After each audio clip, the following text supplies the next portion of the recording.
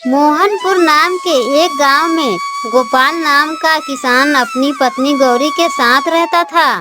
उनके दो बेटी गीता सीता और एक बेटा राजू था। गोपाल बहुत ही मेहनती किसान था।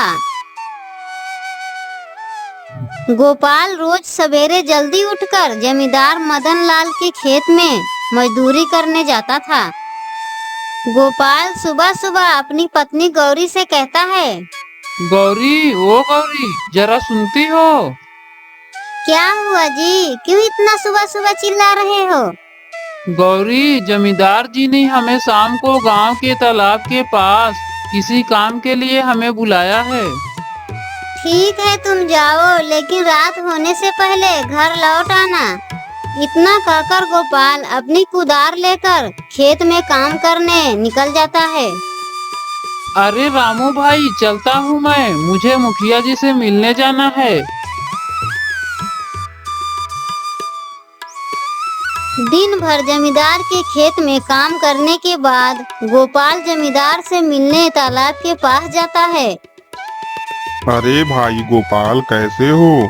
परिवार सब ठीक ठाक है ना? हाँ मालिक, आपकी दुआ और आशीर्वाद से सब लोग ठीक हैं। गोपाल, आजकल खेतों का काम कैसा चल रहा है? इस साल खेती थोड़ा ज्यादा करनी है, तो मेहनत भी ज्यादा करनी पड़ेगी। ठीक है मालिक, मैं पूरी मेहनत करूँगा, आगे भगवान की मर्जी। अरे गोपाल भाई, बातें करते करते जो काम से तुम्हें बुलाया था वह काम तो बताना ही भूल गया। किस काम से बुलाया था मालिक? मेरे काम में कोई गलती तो नहीं हुई है? नहीं नहीं गोपाल भाई, ऐसी कोई बात नहीं है। तुम्हारे काम में कोई गलती नहीं हुई है। मैं तो तुम्हारे काम से बहुत खुश हूँ। तुम्हें चिंता करने की कोई जरूरत नहीं। तो क्या बात है मालिक? गोपाल, तुम्हें सुबह सुबह एक छोटा सा सामान लेकर लखनपुर गांव में जाना है और मेरे मित्र श्यामू को वह सामान दे देना है। मैं कल कुछ काम से शहर जा रहा हूँ, इसलिए यह काम तुम्हें सौंप रहा हूँ। बस इतनी सी बात है, मैं इस सामान को कल ही पहुंचा दूंगा मालिक। गोपाल, इस काम के बदले मैं तुम्हें अपनी 50 बीघा जमीन खेती करने के लिए दूंगा। तुम जितना खेती करोगे उस फसल का आधा हिस्सा तुम्हारा और आधा हिस्सा मेरा होगा। 50 बीघा जमीन मालिक, आप सच कह रहे हो?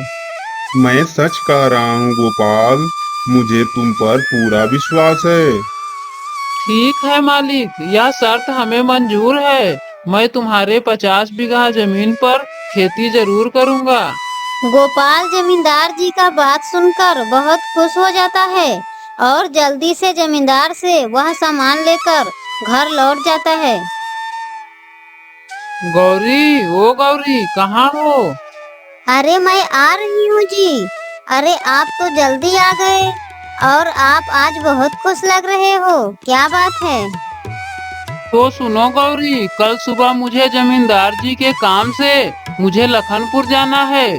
वहाँ जमींदार जी का यह सामान उनके मित्र के पास पहुँचाना है। इस काम के बदले जमींदार जी ने क्या कहा है जानती हो? जमींदार जी ने क्या कहा है? जमींदार जी ने कहा है, मैं अपना 50 बीघा जमीन खेती करने के लिए देता हूँ और उस फसल का आधा हिस्सा तुम्हारा और आधा हिस्सा हमारा होगा। यह सुनकर गौरी बहुत खुश होती है। सुबह सुबह गोपाल अपनी पत्नी गौरी से कहता है, गौरी, ओ गौरी, अब मैं लखनपुर के लिए निकल रहा हूँ। ठीक है जी, अच्छे से जाना और दिन रहते ही आप आ जाना। फिर गोपाल जमींदार जी का सामान लेकर लखनपुर के लिए निकल पड़ता है।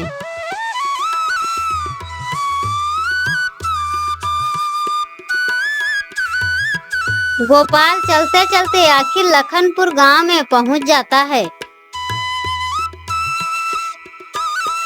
अरे नमस्ते गोपाल भाई, कैसे हो? सभी मोहनपुर वासी कैसे हैं? नमस्ते नमस्ते श्याम भाई, मैं ठीक हूँ। और आप कैसे हो? और मेरे मोहनपुर वासी भी ठीक हैं श्याम भाई। अरे गोपाल भाई, मैं ठीक हूँ। लखनपुर गांव कैसे आना हुआ? मेरे मित्र जमींदार मदन लाल कैसे हैं? श्याम भाई, जमींदार जी भी ठीक हैं। उन्होंने आपके लिए एक सामान भिजवाया है, इसलिए मोहनपुर से आपके लिए यहाँ आया हूँ। अच्छा, दिखाओ मेरे प्रिय मित्र ने हमारे लिए क्या भिजवाया है। हाँ हाँ श्याम भाई, ये लो। ये कहकर गोपाल अपना सामान श्याम को दे देता है। अरे गोपाल भाई, इतनी दूर से आए हो, थोड़ी देर हमारे यहाँ आराम कर लो। आराम करके फिर चले जाना। अरे नहीं श्याम भाई, इतनी दूर जाना है। अगर आराम किया तो घर पहुँचने में रात हो जाएगी। यह कहकर गोपाल अपने गांव मोहनपुर के लिए निकल पड़ता है। कुछ दूर जाने के बाद गोपाल सोचता है, क्यों ना थोड़ी देर इस पेड़ के छांव में आराम किया जाए। यह सोचकर गोपाल पेड़ की छाया में थोड़ी देर के लिए रुक जाता है। तभी वहाँ एक महेश नाम का आदमी आता है और गोपाल के साथ पेड़ की छांव में खड़ा हो जाता है। अरे गोपाल भाई, कहाँ से आ रहे हो? आप तो बहुत दिन बाद दिखाई दिए।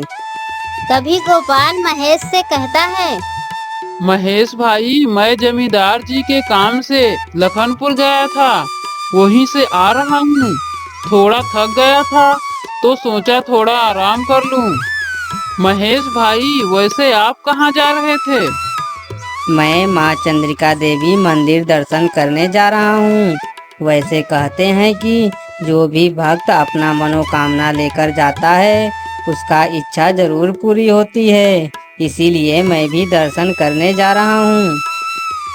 महेश भाई, आपने बहुत अच्छी बात बताई। घर जाकर मैं भी अपनी पत्नी गौरी को मंदिर के बारे में जरूर बताऊंगा। यह कहकर गोपाल जल्दी जल्दी अपने घर की ओर चल पड़ता है। घर जाकर गोपाल मंदिर के बारे में पत्नी को सारी बात बताता है।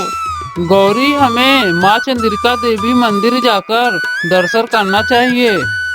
यह बात सुनकर गौरी बहुत खुश हो जाती है और गोपाल से कहती है, जरूर जी, हम कल ही मंदिर के दर्शन के लिए चलेंगे। अगले दिन गोपाल अपने परिवार को लेकर मंदिर के लिए निकल पड़ता है। गोपाल अपने परिवार को लेकर माँ चंद्रिका देवी मंदिर दर्शन करने पहुंच जाता है।